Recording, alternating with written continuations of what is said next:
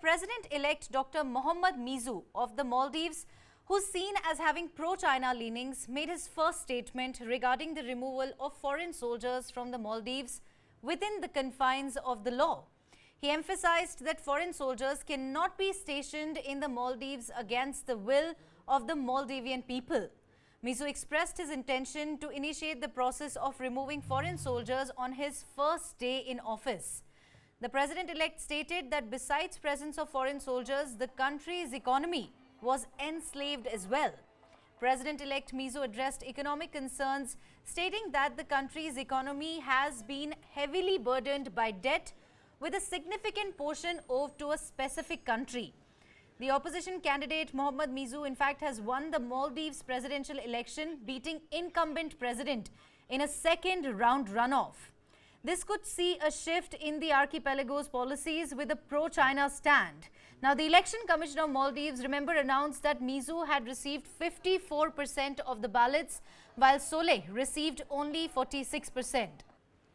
About 85% of 282,000 eligible voters in the Maldives, known for its pristine beaches and high-end resorts, turned up at more than 586 polling stations across 187 islands. And now the president-elect there, Dr. Mohammad Mizu of the Maldives, has made a significant statement regarding the removal of foreign soldiers from the Maldives. To discuss this development further in detail, I am joined by News9 Plus editor Sandeep Unithan in our studios. Thank you so much, sir, for joining us. Thank you. Sir, I'd like to begin by asking you what really explains this move in your view.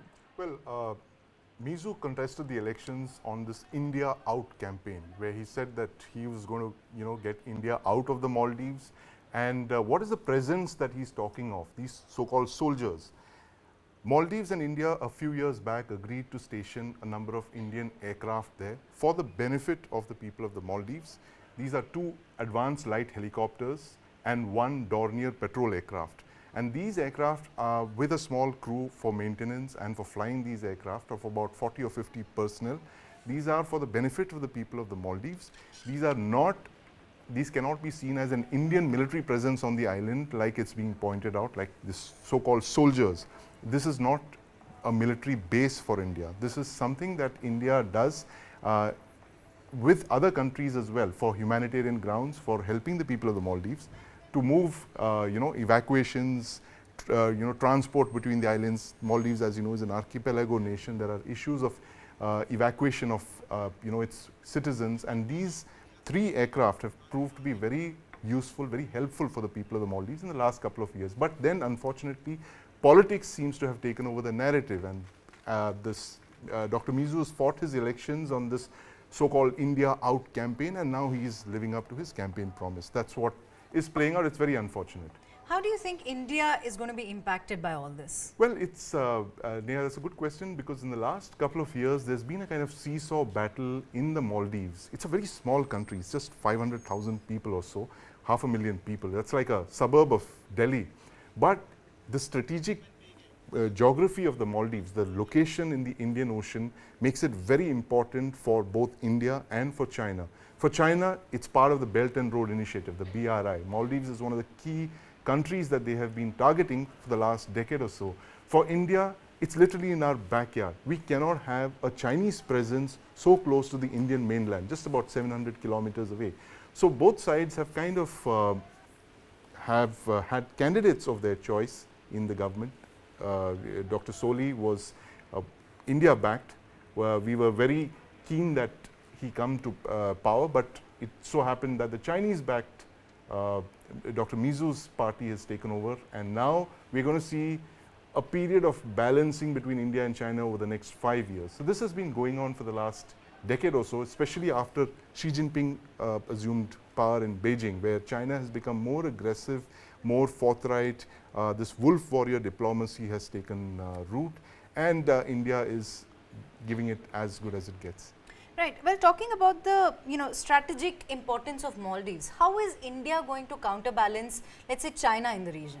Well, it's a very key part of our counter to the Belt and Road Initiative, where India has launched the IMEC corridor, the India, Middle East, Europe Economic Corridor in the G20 summit. That was one of the high points of that summit. And India is looking at an alternative to the BRI. Now, it's a kind of narrative warfare at play. China has had 10 years and about $1 trillion of the BRI investments, and that has proved to be a debt trap for countries of the region. Now, a whole lot of countries, including the Maldives, Sri Lanka, the Maldives, countries in Africa have been drowning in debt, and they have been unable to pay the kind of loans they've taken from China, and China is kind of weaponizing that debt. Whereas now India is saying, look, that's the Chinese model for you. Now we're going to present an Indian model that's inclusive, that's cooperative, that takes into account the hopes, aspirations and desires of the countries of the region. And this is the Indian model that we're going to see at play. So essentially it's a kind of two narratives at play here. The China narrative, which has played out over the last 10 years, where not a single project has come to fruition, the Belt and Road Initiative, and in fact countries have been going down the tube because of this debt trap diplomacy. And now India is playing its cards with the IMEC corridor. So it's two competing narratives. Right. But sir, he also said that, besides the presence of the foreign soldiers, it's really the country's economy that has been enslaved. Right. Do you agree with that? Absolutely. And this is exactly what I was just saying, that the whole policy of the Chinese has been to weaponize debt as part of the Belt and Road Initiative, where they make all these fancy projects worth billions of dollars. Like for instance, in Maldives, there's this $2 billion bridge that they've built from one island to the other, connecting the international airport to the capital, Male. Now, $2 billion might sound like a small sum for a country like India, but for the Maldives, that's like their entire GDP, and that and they have to pay for that, right? The Chinese are not giving you anything for free. Every aid project, every BRI project of the Chinese comes with strings attached. And this is exactly what they have done. They've literally trapped a whole lot of these smaller countries like the Maldives and Sri Lanka. Pakistan. Pakistan, of course, where Pakistan has itself to blame for its problems. Sure. China is the smallest part of it. But in these small countries where they have taken in by this glitz and glam of all these fantastic infrastructure projects and that are given out to the Chinese without seeing the kind of strings that are attached to it, and this is what's happened. And so he's absolutely right, the president, to suggest that they are in some kind of a debt-trapped diplomacy model, and they're all reasons to be worried how they're going to pay this back. But he's also seen as having pro-China leanings. So he does, that yes. statement is surprising, isn't it? It's not going to save him because he still has to pay that money back. And if he doesn't do it, then he has to transfer that debt to future generations. And that is, increasingly the problem that a lot of these smaller countries will have to face, that at some point you have to pay that money back. And every government can just keep kicking it, that can down the road and hope that some future government comes and takes it. But you're loading your future generations with this massive debt for infrastructure projects that look very attractive on the face of it. But there's a reason that we have not been doing that kind of thing, because of the strings attached. So let's see the India model play out. And this, I think, is going to be the big challenge for India in the next 5 years when Dr. Mizu is in power, that what is the kind of alternative that we can present to the Maldives that will be sustainable and, most importantly, does not drag Maldives into this kind of debt trap diplomacy. What is the Indian narrative going to be for that? Right, that's something that remains to be seen. But sir, I also want to understand from you, why aren't these smaller countries able to see the kind of debt trap that China is laying? Well, repeatedly, that too. Well, it's the whole thing of how you spin out that narrative. And when this BRI came out about 10 years back, it was presented like a 70 film, and a whole lot of people fell for this kind of trap, because finally it was China, and China is an economic giant. Let's not forget that. I mean, the Chinese economic miracle of the late 20th and the early 21st centuries is commendable.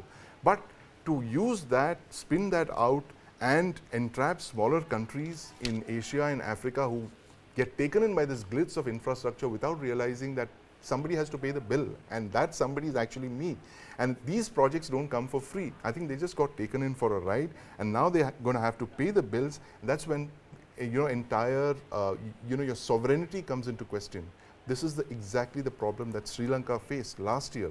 They literally collapsed, and then India had to kind of step in and give them loans and assistance. And this is essentially the difference in the models of India and China. The Chinese model is extractive, it's manipulative, it's got strings attached, whereas the India model might not be as big, it might not be as glitzy and in your face, but it's sustainable, and in the long run, it helps countries realize their aspirations on a far better way than they would with a Chinese supplied project.